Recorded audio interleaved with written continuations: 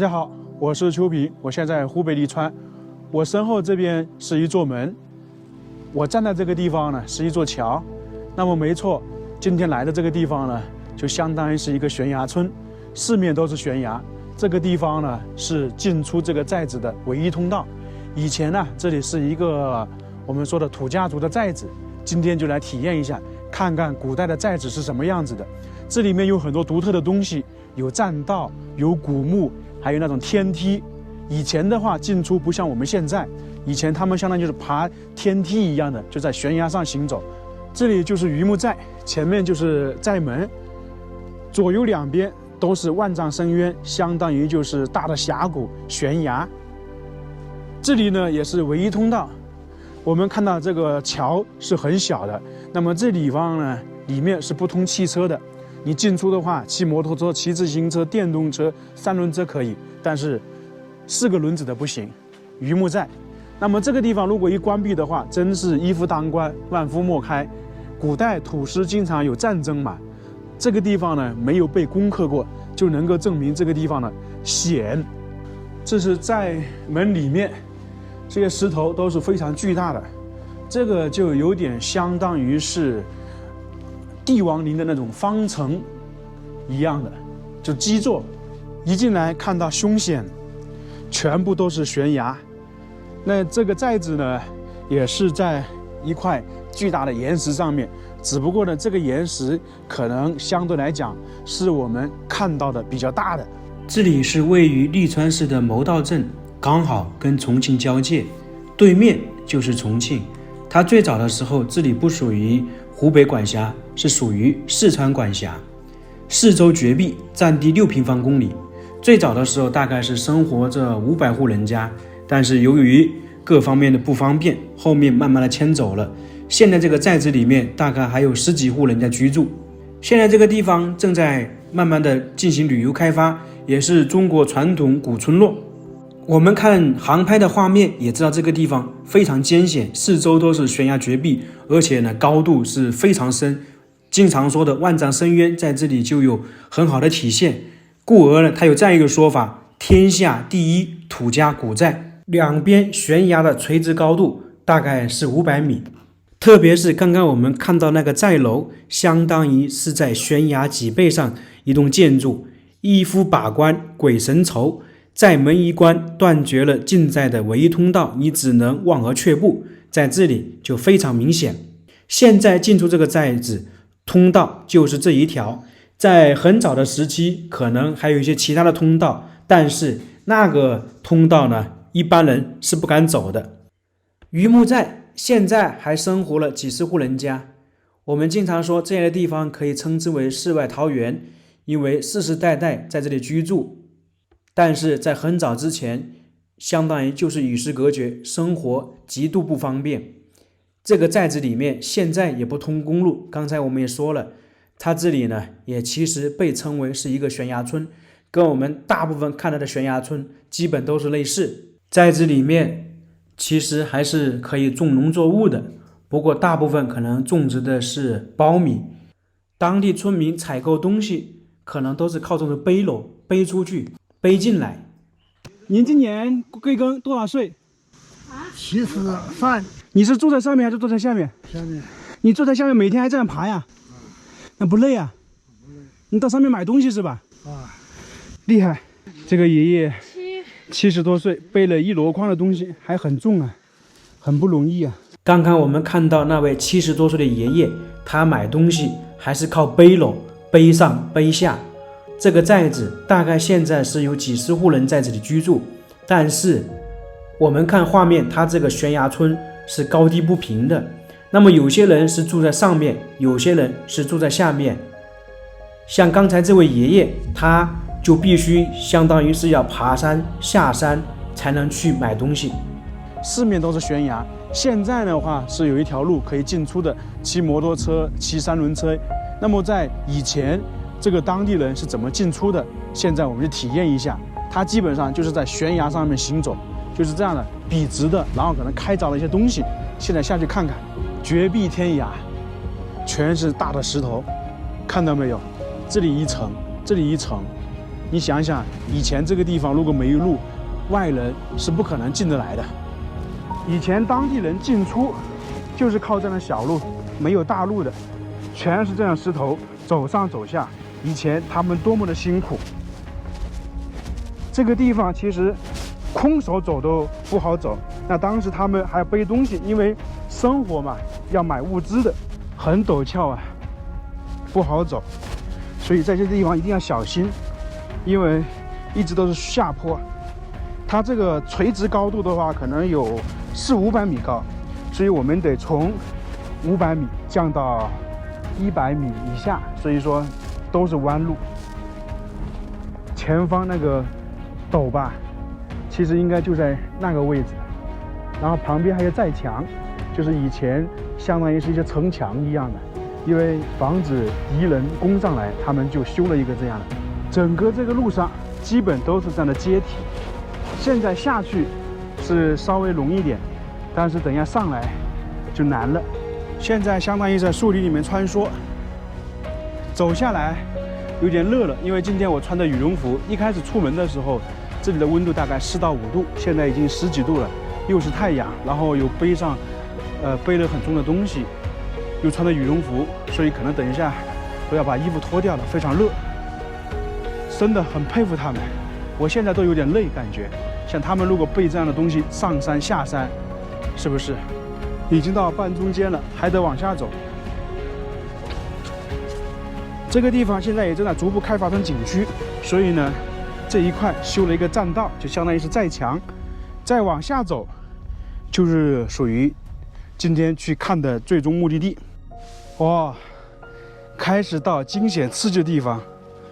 大家看一看，这里的话都可能有70到80度的那个阶梯了，而且这里很小，走的话你不能笔直着走，一定尽量要弯着腰，因为要不然重心的话不好弄。这些地方一定要小心，在这个地方，都有可能要弯着腰、侧着身走，因为我东西太重了。不好走，看到这里没有？这个阶梯基本上只能够容纳一只脚，这样放还不行，这样放的话人会站不住。所以说你在这里走下去的话，一定要侧着身下去。所以这里的惊险程度可见一斑，全部都是这样的，一直下去。走到这里，我都有点害怕了。我一开始走到这个地方，确实有点想打道飞虎的感觉。因为太惊险了，旁边就是悬崖，下面也是一条绝壁栈道。我刚才就是从上面那个地方下来的，陡不陡峭，惊不惊险，刺不刺激，一不小心的话就可能滚落下来了。这里也是一样的，大家看我现在下去就都知道了，我都是侧着身下去的，因为脚要斜着踩，不能笔直的踩，因为它这些阶梯只能斜着踩下去才行。看到下面那些山谷没有？这里可能下去笔直的话要100多米，然后亮梯子呢就在这下面哪个角落。我们要从这里下去，亮梯子应该就是在这个地方。我们往这里走一下，看一下，我就不走下去啊，肯定是不能走的。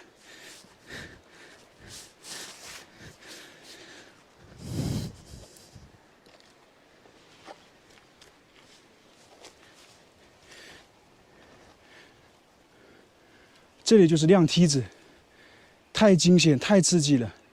我感觉好像还有人走过哎，我是不敢走，因为太吓人了。旁边就是这样的，侧边就是亮梯子，所以大家敢走吧？肯定是不能走吧？现在为了参观方便，就是这里修了一条栈道下去，从下面绕上来。因为那里太刺激了，我是不敢走，所以只能这样看，先下去再上来。这里也是比较陡峭的，不过呢，相对来讲的话，比那个亮梯子好走多了。不知道这下面有没有崖居？那这里呢，还有水滴下来。其实这些水啊，都是天然的山泉水，就是在那个地方，很刺激的，那里也是要爬上去的。那么我们现在站在这里呢，就能够看到以前村民进出的话，陡峭吧，基本上是一个在垂直的崖壁上面开凿了一条小路出来。我们就是从那里下来的，刺不刺激？你说这样地方如果没有一条这样的绝壁公路、绝壁栈道，谁能上得去啊？一步一个脚印，一步一个阶梯。